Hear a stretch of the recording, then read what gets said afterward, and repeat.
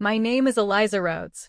For the past 7 years, I've been a senior archivist at the Oregon Historical Society in downtown Portland. My life, much like my work, has always been about order, about the careful preservation of stories. I find a deep, quiet comfort in the scent of old paper and leather, in the meticulous act of cataloging fragments of the past, ensuring they aren't lost to time. I suppose, in a way, I believed my own life was a carefully curated collection, each piece placed with intention. My small, book-filled craftsman bungalow in the Laurelhurst neighborhood, my passion for tending to my rain-drenched garden, and my marriage to Leo. Leo was the vibrant, sunlit centerpiece of my quiet world. An architect with Vanguard designs, he moved through life with an effortless confidence that I, in my more reserved way, had always admired. We were, I thought, a perfect study in contrasts, his bold strokes and my fine lines, his laughter filling the spaces my silence left behind. For 5 years, our life together felt like a rare, first edition volume I was lucky enough to possess. But one shelf in our collection remained heartbreakingly empty. Then, on a crisp October morning, the kind where the maple leaves burn like embers against a slate-gray sky, that changed. I stood in the quiet of our bathroom, the morning light filtering through the high window, and held the test in my hand. 2 faint blue lines, like a whisper I'd been waiting years to hear. After 4 long years of carefully charted cycles, of hope rising and falling with the tide of each month, of tears shed in the silent privacy of this very room, it had happened. A life was beginning. I pressed the small plastic stick to my chest, my breath catching in a sob that was equal parts relief and disbelief. The baby was a secret, a tiny, flickering candle flame I now carried within me. Ours. A new story waiting to be written. Downstairs, the house was already humming with anticipation. The scent of slow-roasted rosemary lamb and garlic-infused potatoes wafted from the oven. Today was my mother-in-law Catherine's 65th birthday, and I had spent the morning transforming our home into a haven of celebration. My hands, moving on an instinct born of a desire to please, smoothed the linen tablecloth, adjusted the polished silverware, and fluffed the cloth napkins one last time. Every detail had to be perfect. For Catherine, perfection was the minimum standard. But beneath the surface of my careful preparations, a deeper, more profound joy was thrumming. I pictured the moment I would tell Leo. I imagined taking his hands in mine, his artist's eyes, usually so quick to assess angles and lines, widening with a different kind of wonder. I could see him spinning me around the living room, his laugh echoing off the high ceilings. He'd kneel, kiss my still flat stomach, and say something wonderfully impulsive like, "We need to start designing the nursery right now." We would talk for hours about names, about painting the spare room a soft, mossy green, about building a world for a person we hadn't even met yet, but already loved with an intensity that felt ancient and elemental. I heard his voice, warm and familiar, before I saw him. "Eli? You in here?" In the kitchen, I called out, my voice a little too bright. I quickly slipped the test into the pocket of my jeans, the small plastic edge a reassuring weight against my leg. Leo entered the room, and as always, the space seemed to brighten with his presence. His gray cashmere sweater made the blue in his eyes look as deep as a mountain lake. He surveyed the table, a low, appreciative whistle escaping his lips. "Wow. My mother is going to be floored, Eli. This is incredible." "She deserves it," I said, fiddling with a centerpiece of autumn foliage and white roses. 65 is a milestone. He came up behind me, wrapping his arms around my waist and resting his chin on my shoulder. He nuzzled my neck and whispered, "Not as big a milestone as the news you're hiding from me, apparently. I can see it in your eyes." I turned in his arms and smiled, a genuine, shy smile that I reserved only for him. "Later, I promised. When it's just us." He grinned, that dazzling smile that had first captured my heart across a crowded gallery opening years ago. "You're a beautiful torment, Eliza Rhodes." He kissed my forehead, a lingering, gentle press. The doorbell chimed, its pleasant, melodic tones slicing through the perfect intimacy of the moment. Just like that, our bubble burst. The evening had begun. Catherine and Richard, my in-laws, were the first to arrive. Catherine, a retired appellate judge, carried herself with an air of unshakable authority. Her silver hair was swept into an elegant chignon, and her tailored emerald suit seemed to command respect from the very molecules in the air. "Eliza, my dear," she said, her voice smooth as polished stone as she offered me a cool, fragrant cheek to kiss. "Everything looks absolutely lovely. You have such a gift for these things." "Thank you, Catherine," I said, my heart doing a familiar little flutter of relief at her approval. I offered her a glass of chilled Sauvignon Blanc. "I hope you enjoy it." She took a delicate sip, her eyes closing for a moment. A rare, soft smile touched her lips. "It's perfect. Truly." Richard, a man of few words and a quiet, steady presence, simply nodded his approval and handed me a bouquet of Stargazer lilies and a bottle of expensive single-malt scotch. It was his version of a standing ovation. Soon, the house was filled with the warm murmur of conversation and the clinking of glasses. Leo's sister, Amelia, her husband, David, and their two boisterous sons arrived, followed by a few of Catherine's colleagues from her days on the bench and our friendly neighbors from across the street, the Hendersons. The air grew thick with competing perfumes, the rich aroma of the roast, and the sound of laughter. "Eliza, you've outdone yourself. How do you manage it all? You're a marvel, truly." The compliments flowed, and I accepted them with practiced grace, smiling and murmuring my thanks. I moved through the rooms, a gracious hostess, refilling wine glasses, passing canapes, ensuring everyone was comfortable.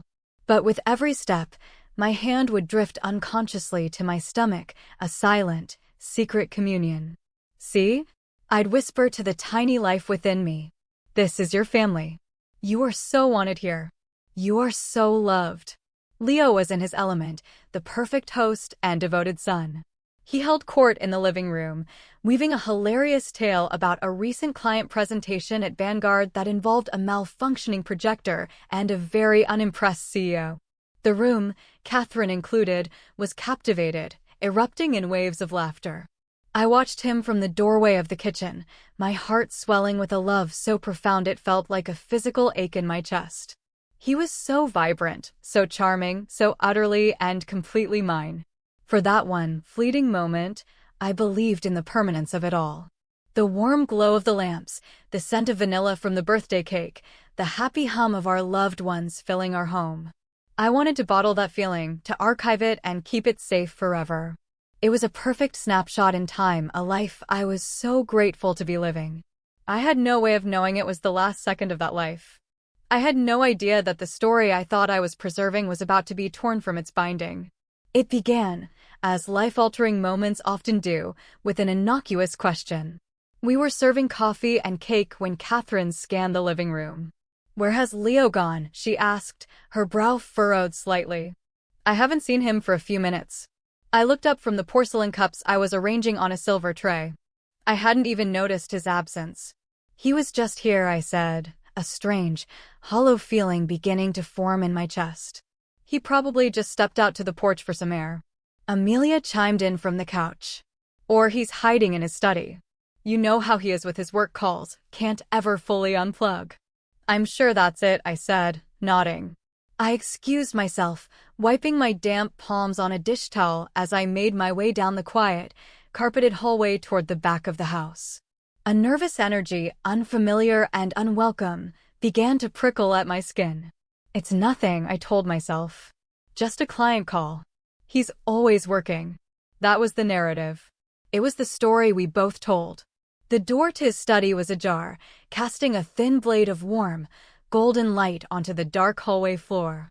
I lifted my hand to knock, to call his name, but I hesitated. And in that sliver of silence, I heard his voice. It was a voice I almost didn't recognize. It was low, intimate, stripped of the charming performance he wore for the world for me. It was a voice steeped in a tenderness he had not shown me in a very long time. "I know, baby. I know. I hate this, too," he murmured. A soft, feminine laugh, one I had never heard before, trickled through the phone. "What do you want me to do? The house is full of people. I can't just walk out in the middle of my mother's birthday party." Even I'm not that much of an asshole. My breath hitched in my throat. My body went completely still, my hand frozen in midair, inches from the doorknob. The world seemed to narrow to that thin crack in the door. "No, of course she has no idea," he said, and his tone shifted, laced with a pity that was more cruel than any anger. "Eliza, she lives in her books. She believes the story I tell her. Every time." A cold, sickening dread began to unspool in my stomach. "I'll do it soon," he promised, the voice on the phone. "A few more weeks, maybe. Let the holidays get closer. I'll give her the gentle letdown. It's not you, it's me. We've just grown apart. You know, the standard playbook. She's not a fighter. She'll make it easy." I took a shaky step back, my hand flying to my mouth to stifle the gasp that threatened to escape. "God, you won't believe this," he continued, and then he let out a short, incredulous laugh that was pure acid in my ears. "She still thinks we're trying for a baby. Seriously. She's probably got names picked out already, poor thing." The warmth in my belly, the flickering candle flame of my secret joy, was instantly extinguished, replaced by a shard of ice.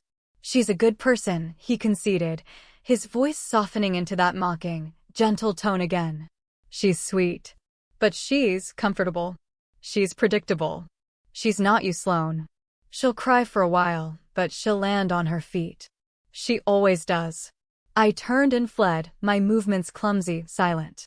I didn't hear the rest of the conversation. I couldn't bear it. The hallway seemed to warp and stretch around me, the familiar patterned runner shifting like a treacherous current under my feet. I stumbled into our bedroom, closing the door behind me with a faint click, and collapsed against it. The tears came then, not loud, but raw and convulsive. They were silent, feral things, racking my body as I slid down the door to the floor. I wrapped my arms around my knees, gasping for air that felt thin and useless. Each beat of my heart was a new betrayal. How long? How long had this been his truth, while I lived in the fiction he'd so carefully constructed? Sloane. The name hung in the air, a poison. I remembered it now, from a stray text I'd glimpsed over his shoulder a month ago. Sloane, from marketing. A work thing, he'd said. I remembered the faint scent of a jasmine perfume on his coat after a late night at the office. It was from a client, a hug that lingered, he'd explained with an easy laugh. The pieces of the puzzle, the little anomalies I had so carefully filed away as insignificant, now clicked into place with horrifying clarity, forming a picture I could never unsee. In my pocket, the pregnancy test pressed sharply into my thigh. A cruel artifact from a life that had existed only an hour ago. I pulled it out, its smooth plastic cool against my trembling fingers.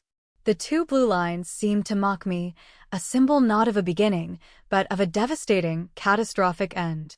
How could I ever tell him? How could I place this miracle into the hands of a man who was meticulously planning my disposal?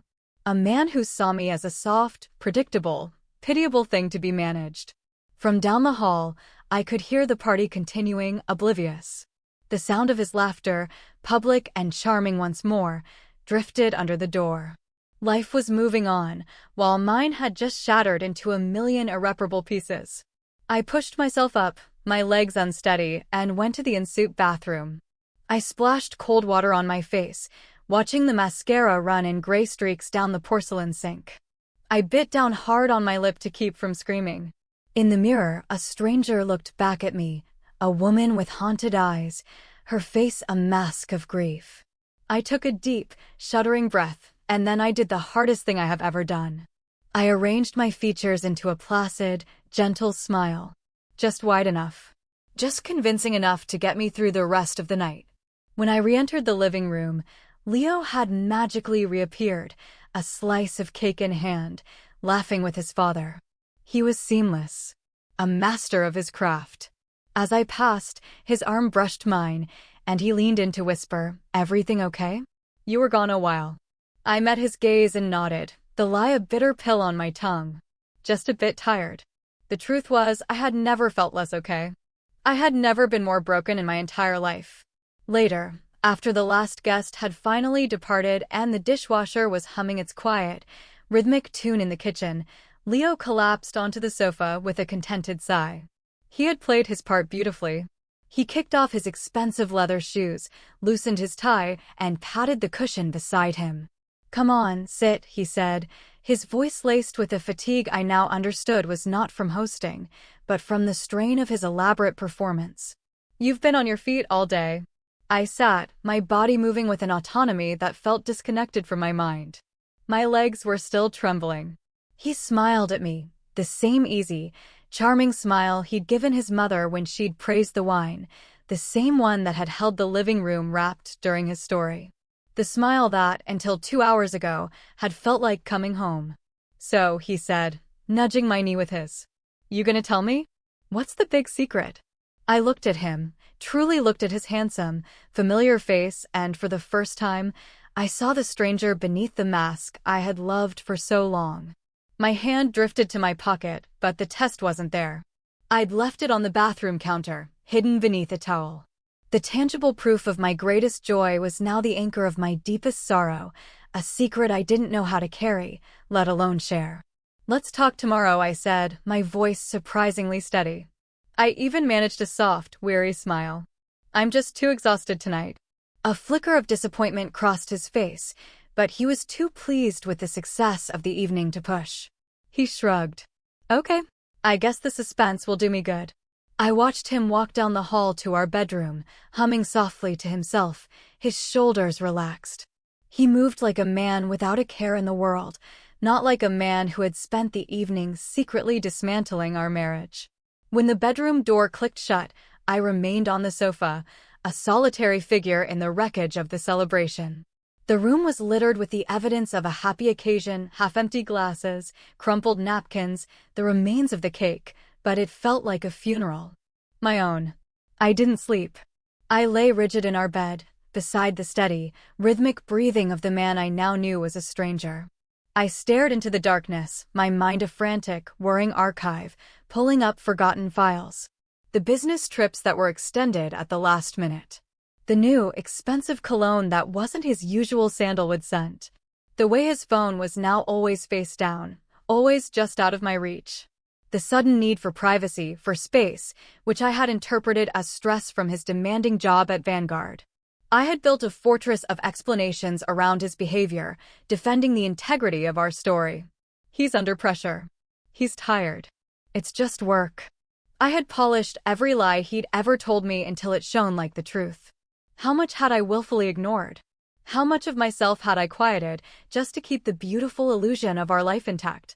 The realization was its own kind of grief, a mourning for my own blindness. The next morning, I rose before the sun, the sky outside a bruised purple. I needed to move. I needed the therapy of mindless action to keep the panic from swallowing me whole. I scrubbed the kitchen counters until the granite gleamed. I polished the stainless steel appliances. I reorganized the spice rack into alphabetical order. As I worked, Leo emerged in his running gear, earbuds already in place. He gave me a quick, distracted kiss on the cheek, oblivious, acting as though the night before had been nothing but a triumph.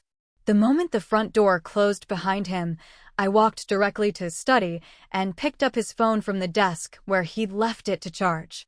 I knew the passcode, our anniversary. The irony was a physical burn in my chest. It didn't take long to find her.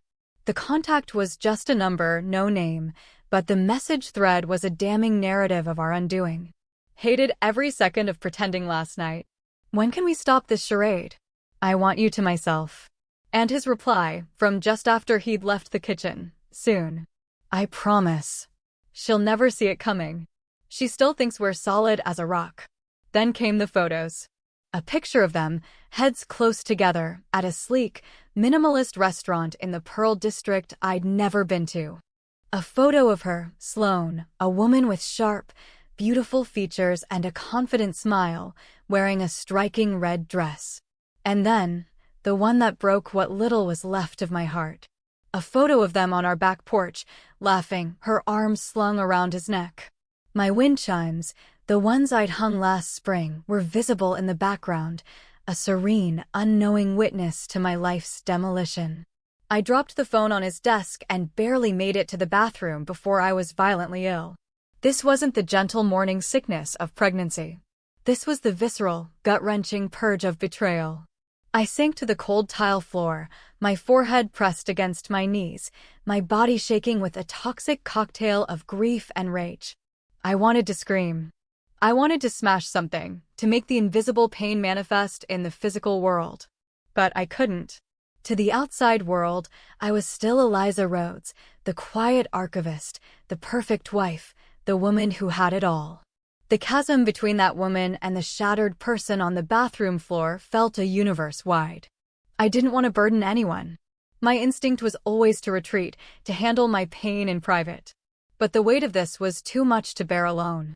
My best friend, Maya, was a ceramicist. She worked with her hands, grounding formless clay into something beautiful and strong. I needed that energy. I needed her. I texted her, my fingers fumbling on the screen. "Can you meet? It's an emergency." Her reply was instantaneous. The Steam and Leaf. 20 minutes. The Steam and Leaf was our sanctuary, a cozy cafe on Hawthorne with mismatched armchairs and the constant, comforting hiss of the espresso machine. I was huddled in our usual corner booth, clutching a mug of chamomile tea, when Maya arrived. She took one look at my face, and the carefully constructed dam of my composure broke. "Eli," she whispered, sliding in across from me, her warm, clay-dusted hand covering mine. What happened? The story spilled out of me in a torrent. The party. The voice through the door. The name Sloan. The messages. The photos. The pregnancy test. I told her how I'd smiled and served cake while my world was imploding. I told her how I'd laid next to him all night, listening to him breathe, feeling like a ghost in my own life. I told her I hadn't said a word to him yet, that I didn't know how to form the sentences. Maya listened, her dark, expressive eyes growing harder with every word, her jaw tightening with a quiet, protective fury. When I finally ran out of words, my throat raw, she leaned across the table and said with soft vehemence, "That absolute son of a bitch." A broken, watery laugh escaped me. It was the first honest sound I'd made in 24 hours. "I should have known," I whispered. "There were signs." "Stop," she said firmly. "Trusting the man you married is not a character flaw, Eli. It's the whole point." She hesitated, and a shadow passed over her face. "I saw him," she said quietly. "About a month ago. With her." I stared at her, my blood turning to ice. "They were at a jewelry boutique in the Pearl," she continued, her voice filled with regret. "I didn't say anything because, I don't know. I tried to convince myself it was a work thing. A gift for a client. But he was looking at her like she was the whole world." He kissed her forehead. "I didn't want to be the one to plant that seed of doubt, Eli. I'm so sorry." "He wasn't buying a gift for a client," I said, my voice flat, devoid of all emotion. "He was buying an engagement ring. For her." The final piece clicked into place. This wasn't just an affair. It was a replacement. He was building a new life while I was still lovingly tending to the old one. "It's not your fault," I told Maya, and for the first time, I believed it. "It's his. And it's mine, for making myself small for so long. For being so quiet he forgot I was even here." "What are you going to do?" she asked, her grip on my hand tightening. I looked up, meeting her gaze in the tarnished mirror behind the counter. I saw the reflection of a woman who looked broken, yes, but whose spine was, impossibly, straightening. "First," I said, my voice clear and steady, "I'm going to see a lawyer. And then I'm going to learn how to write my own story." That afternoon, I prepared dinner. Not for him, but for me. I needed a stage for the final act of our marriage. I made his favorite meal, pan-seared steak with a red wine reduction, creamy polenta, and a simple arugula salad. I set the table with our best china, lit candles, and opened a bottle of expensive Pinot Noir he'd been saving. I put on a silk dress he'd once told me made me look like a painting. I was not a victim preparing for a fight. I was a curator deaccessioning a piece that no longer belonged in the collection. He walked in at 6:30, his face flushed from his run, and stopped short. "Wow," he said, a slow smile spreading across his face. "What's all this?" "I thought we should talk," I said calmly, gesturing to the chair opposite me. "And I thought we could do it civilly." He sat, looking wary but intrigued. We ate in a strained silence, the air thick with unspoken words. He talked about his day at Vanguard, about a new project, about the traffic on the Fremont Bridge. I just listened, nodding occasionally. He was performing, and I was, for the first time, the audience watching the artifice. After we finished, I didn't clear the plates. I simply folded my hands on the table. "Leo," I said, my voice quiet but carrying the weight of the room. "I know." His brow furrowed in confusion. "You know what?" "I know about Sloan." He didn't gasp. He didn't deny it. The charming mask simply dissolved, leaving behind a man who looked tired and cornered. His shoulders slumped. "How?" he asked, his voice barely a whisper. "I heard you on the phone. During your mother's party." He closed his eyes and let out a long, slow breath. It was the sound of defeat. "Eliza, I never wanted you to find out like that." "You never wanted me to find out at all," I corrected gently. "You wanted to manage my exit from your life as conveniently as possible." I paused, letting the truth of the words settle between us. "Do you love her?" He hesitated, then gave a single, devastating nod.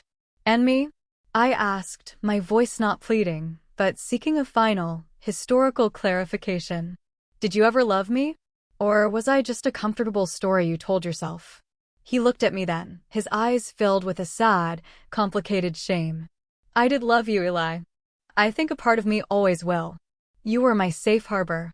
"I was never meant to be a harbor," I said softly. "I was meant to be the sea." I took a breath. "There's something else you need to know. The secret I was going to tell you last night." I met his gaze directly. "I'm pregnant." The color drained from his face. He stared at me, his mouth slightly agape, for a full 10 seconds. "What?" "I took a test yesterday morning. I was going to tell you after the party." He shot up from his chair and began pacing the dining room, running a hand through his hair.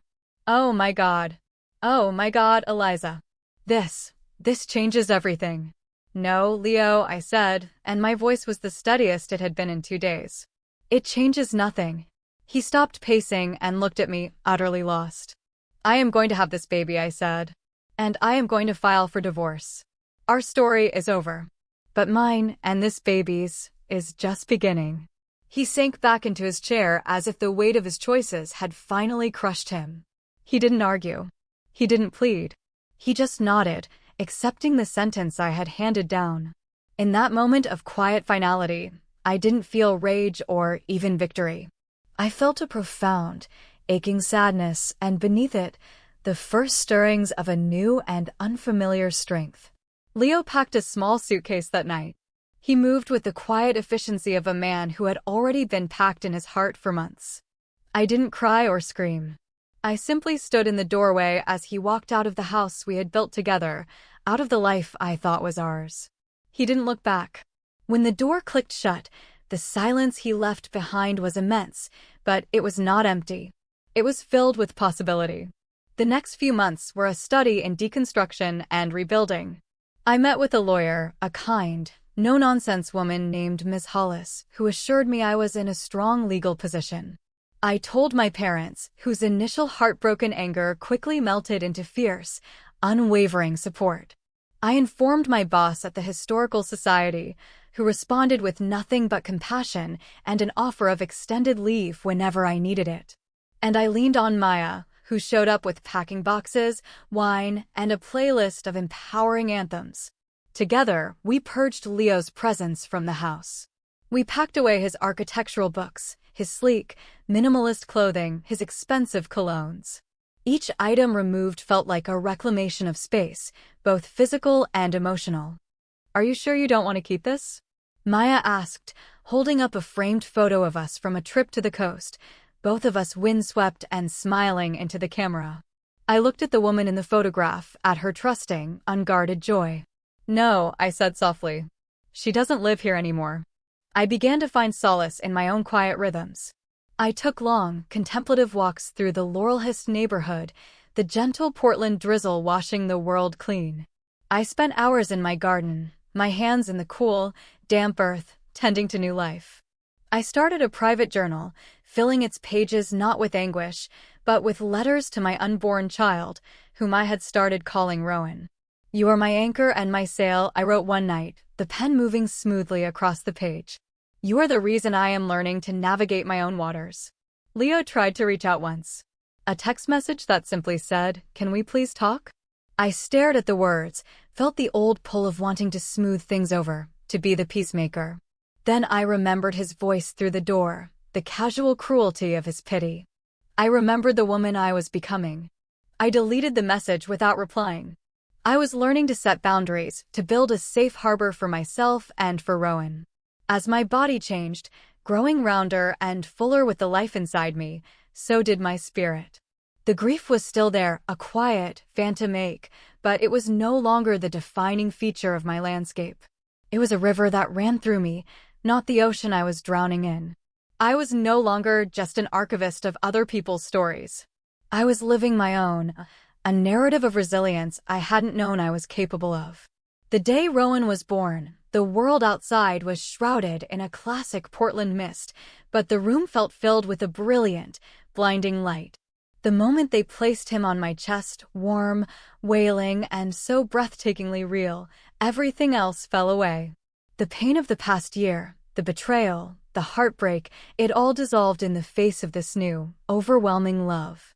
I looked down at his tiny, perfect face and whispered, "Hello, my love. It's just us now." And for the first time in a very long time, I felt completely, irrevocably whole. I named him Rowan Sage. Rowan, for the tree of life and protection. Sage, for the wisdom I hoped he would have, and for the wisdom his coming had forced me to find in myself. Life with Rowan was a gentle symphony of small, sacred moments. The milky scent of his skin, the surprising strength of his tiny hand gripping my finger, the quiet 3 a.m. feedings in the soft glow of a nightlight. The house was no longer silent. It was filled with his soft coos and, eventually, his delighted laughter.